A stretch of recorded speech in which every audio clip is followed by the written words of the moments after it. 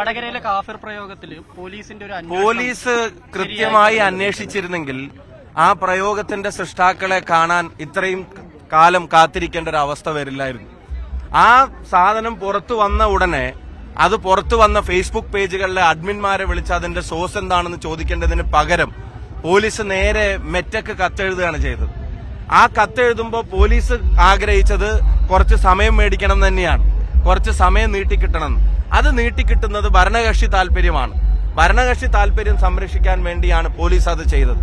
ഞാൻ പാലക്കാട്ടൊക്കെ രാഷ്ട്രീയ പ്രവർത്തനം നടത്തിയിട്ട് തെരഞ്ഞെടുപ്പിൽ മത്സരിച്ചിട്ടുണ്ട്. പാലക്കാടൊന്നും CPM സ്വീകരിക്കുന്ന ശൈലിയല്ല ഇത്. ഇവിടുത്തെ സാധാരണ CPM പ്രവർത്തകർക്ക് അംഗീകരിക്കാൻ കഴിയാവുന്ന ശൈലിയുമല്ല. അപ്പോ അതിൽ പോലീസിന്റെ കള്ളക്കളിയാണ്. പോലീസിന്റെ മെല്ലെപ്പോക്ക് ഇതിന്റെ യഥാർത്ഥ പ്രതികളെ സംരക്ഷിക്കാനുള്ള താല്പര്യത്തിന്റെ ഭാഗമാണ്. അത് രാഷ്ട്രീയ താല്പര്യമാണ്. ഒരു കാര്യത്തിൽ ആശ്വാസമുണ്ട്, അത് വ്യാജമായ സ്ക്രീൻഷോട്ട് ആണെന്ന് ഇനി മൂക്ക് താഴ്ത്തക്കായിട്ടുള്ള ആരും ഈ നാട്ടിൽ വിശ്വസിക്കാൻ ബാക്കിയില്ല. എല്ലാവർക്കും അത് ബോധ്യപ്പെട്ടിരിക്കുന്നു, അത് വ്യാജമാണ്.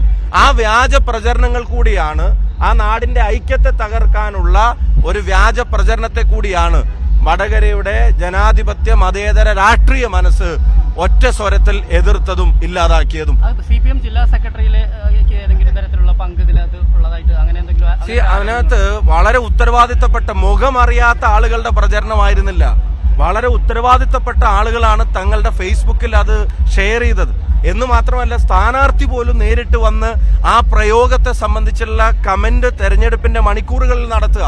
അതുമാത്രമല്ല, അത് വ്യാജമാണെന്ന് അറിഞ്ഞ ശേഷവും CPM-ഉം LDF-ഉം നടത്തിയ പരിപാടിയുടെ മുദ്രാവാക്യത്തിൽ പോലും ഈ ഒരു പർട്ടിക്കുലർ പദം അവർ കൊണ്ടുവരാണ്. അപ്പൊ അതിന്റെയൊക്കെ അർത്ഥം എന്താ? അവരതിനെ ഓൺ ചെയ്തു, വ്യാജമാണെന്ന് അറിഞ്ഞിട്ട് ഓൺ ചെയ്തു. ഒന്ന്, തെരഞ്ഞെടുപ്പിന്റെ റിസൾട്ടിനെ അട്ടിമറിക്കാൻ അവസാന മണിക്കൂറുകൾ ശ്രമം നടത്തി, അത് ദയനീയമായി പരാജയപ്പെട്ടു. പിന്നെ ദയനീയമായ പരാജയത്തിന്റെ മാറ്റു കുറക്കാൻ വേണ്ടി തെരഞ്ഞെടുപ്പിന് ശേഷവും ആ പ്രചരണങ്ങളിൽ കുറച്ച് മുമ്പോട്ട് പോകാൻ നോക്കി. പക്ഷെ അത് ജനങ്ങളും ഇവിടുത്തെ വടകരയിലെയും കേരളത്തിലെ മൊത്തം ജനങ്ങൾക്കും അതിന്റെ യാഥാർത്ഥ്യം മനസ്സിലായി. ആ ചെറുപ്പക്കാരൻ കുറ്റക്കാരനല്ലെന്നും അയാൾക്കെതിരെ തെളിവില്ലെന്നും കോടതിയിൽ തന്നെ പോലീസിന് റിപ്പോർട്ട് കൊടുക്കേണ്ടി വന്നു.